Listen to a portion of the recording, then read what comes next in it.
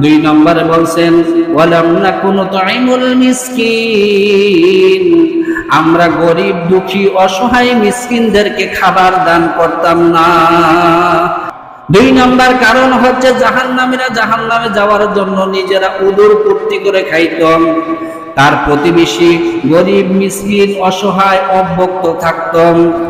তারা খাবার খেয়ে খাবার অপচয় করাকে তারা পেশা হিসাবে নিত, এটাকে তারা তাদের সামাজিক স্ট্যাটাস মনে করত, খাবারের শেষে কিছু খাবার রেখে দিতে হয়।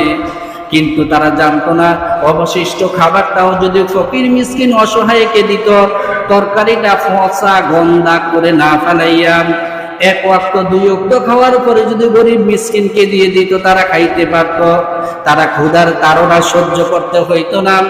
এই যে আল্লাহ তাআলার নিয়ামত, এই খাবার তাদেরকে দান করা হয়েছে, এই খাবার তারা দান না করার কারণে, তারা অপচয় করার কারণে বা অতিরিক্ত খাবার কারণে, গরিব মিসকিনের খোঁজ খবর না নেওয়ার কারণে তাদেরকে আল্লাহ তাআলা জাহান্নামে নিক্ষেপ করবেন। বলুন নাউজুবিল্লাহ।